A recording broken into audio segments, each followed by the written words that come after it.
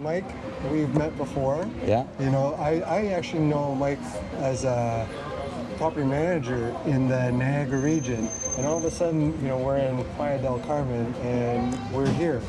So you got to tell us a little bit about your journey from being a property manager to being in Playa del Carmen for how long? Since Well, I came here as a vacation in October. I joined some other investors. They showed me around properties. and now it's February. And now it's February, and I'm skipping winter.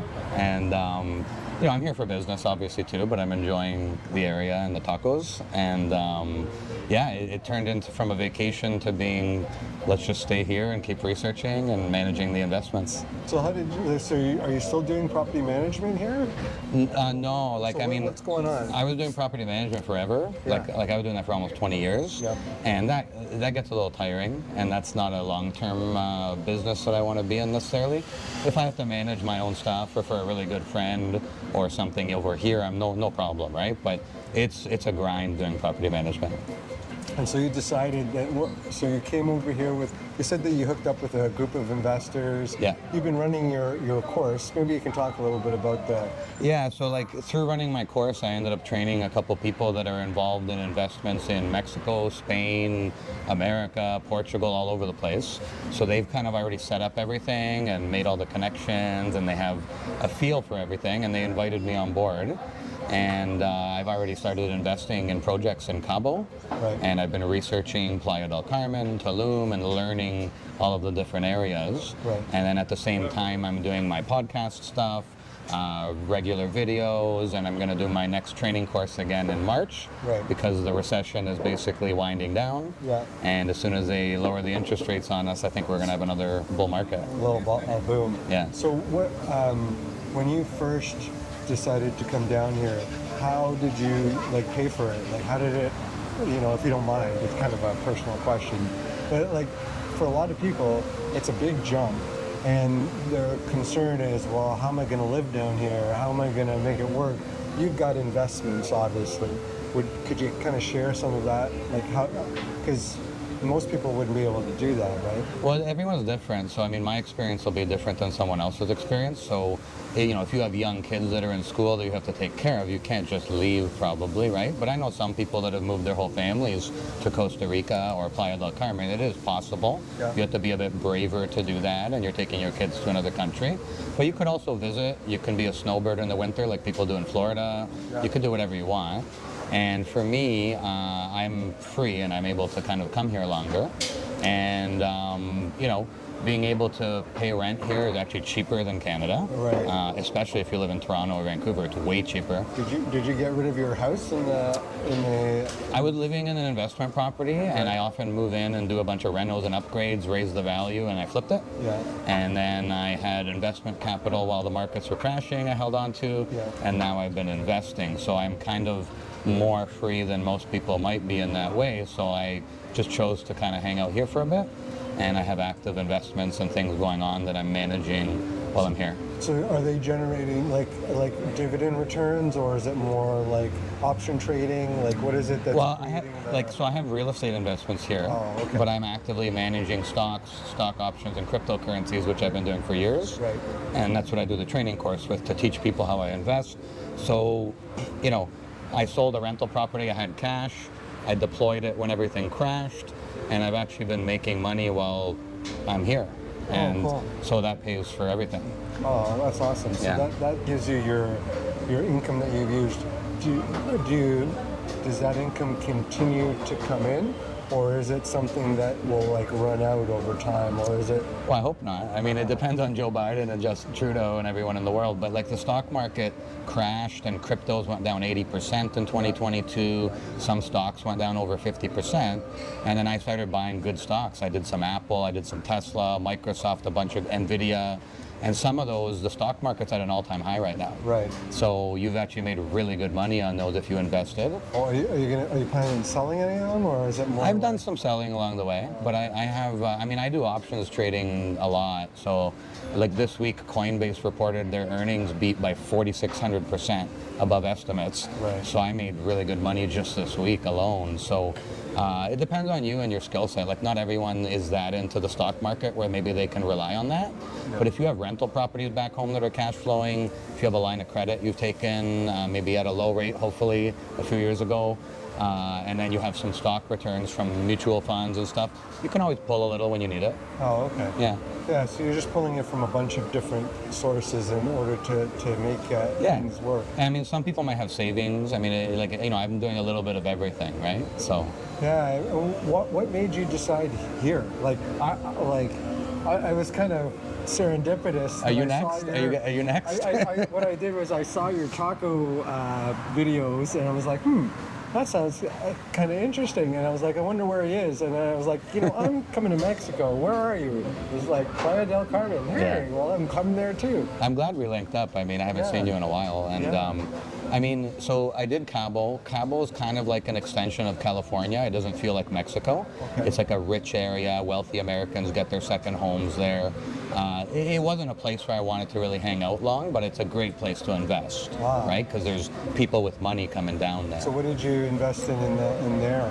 I mean, I'm involved in a condo development, and then there's another piece of land where I'm involved with many partners where we're going to build a whole building. Right. And that's going to be a new venture for me, which is exciting. Oh, so you're partnering on a development then? From scratch. It's going to be, I think, 60 units. 60, and did you have an idea of what your overall return is going to look like? Is it like... It depends, right? Because how much are they going to lower interest rates? What's the economy going to look like? So not really. Do you have a range? Like, what do you think? You're going to make 20% or you're going to make 100%? I think it's going to be even more than that. Oh, okay. Yeah, it's going to be really juicy because we're taking, if you're doing a development where we're buying pieces of land, we're combining them. Oh, so you're doing the land assembly. We're doing everything, so you can make a pretty good return, but you might have to wait 2 or 3 years to get your money back, right? And the only reason why I'm confident on it is because my partners have done this over and over again, and they have reliable builders and reliable people in place, and I'm just jumping into the mix. Gotcha. Yeah. Okay, that's really cool. Yeah. It's interesting that you've made these big changes. What got you thinking about these, and what kind of hot sauce do you recommend here? I mean, everyone likes their different flavor. I like this one here. It's like a chipotle flavor, and then this is like a jalapeno, and they're not that hot. Oh. They make them gringo hot, so gringo hot. They're not Mexican hot. All right, I'll try this one. But yeah, coming down here, I mean, during the pandemic, we were kind of stuck in place a little while, so a lot of people have been traveling more. Yeah. And I went to Costa Rica last summer, now I'm in Mexico. I'm kind of just experiencing places I've wanted to visit anyways. Okay. And my buddy Mike Gillespie came to visit me last week. We went to Tulum, we had tacos, and just kind of having fun. And then obviously my investment partners already knew where the good spots were to make good investments here. So I just kind of doubled up and kind of business and pleasure together. So are you invested in Tulum as well? No, just Cabo right now, because that's the area where we have most of our contacts and experience. And then I'm exploring the other areas, and maybe in the future it'll expand elsewhere. This area in Tulum are quite flooded with condos. Right. And in Cabo you can specialize in a high-end home that is a more sought-after product. And here you could probably find that stuff here, but again, Cabo is an extension of California, where a lot of people really want to come very close to California. So they're coming down, they've got the American dollars. Yeah, they've got the money in the bank there. They're buying probably cash and...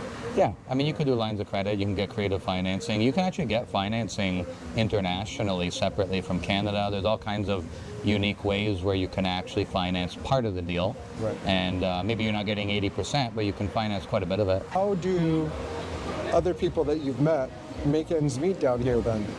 I mean, I don't ask everyone their personal business, but there's people that are retired, that are on pension.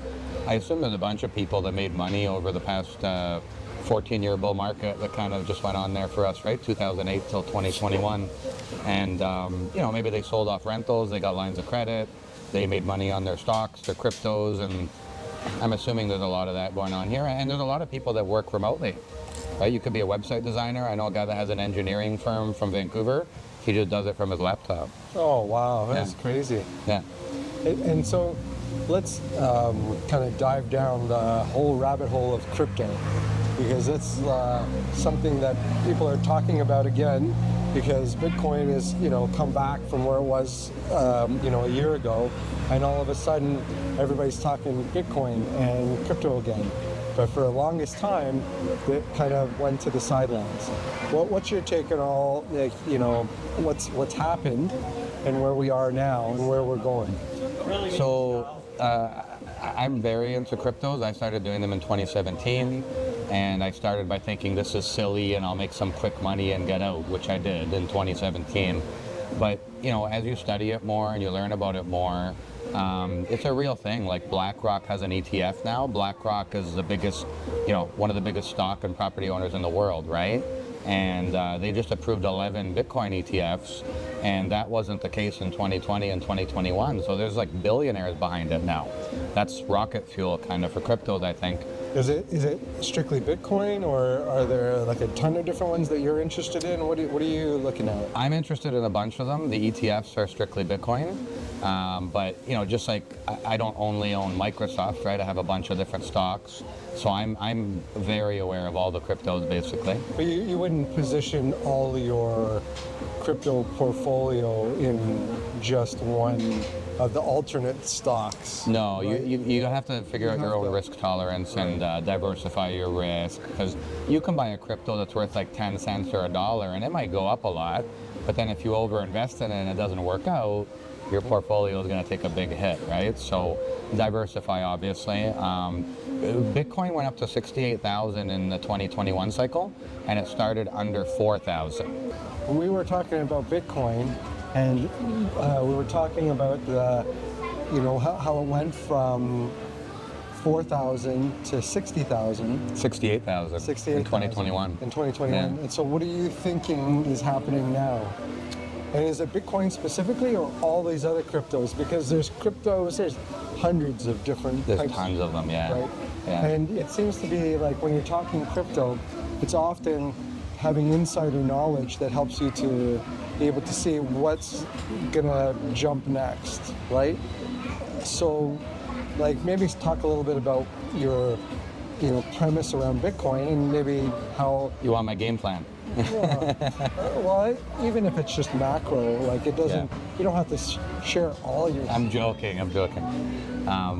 So I'm very strategic about things, and you're a real estate guy, right? So if they had a new subway stop in a city north of Toronto, Yeah. you buy real estate there, because once the subway arrives, the value is going to go up, right? Yeah. So you can invest ahead of time, right?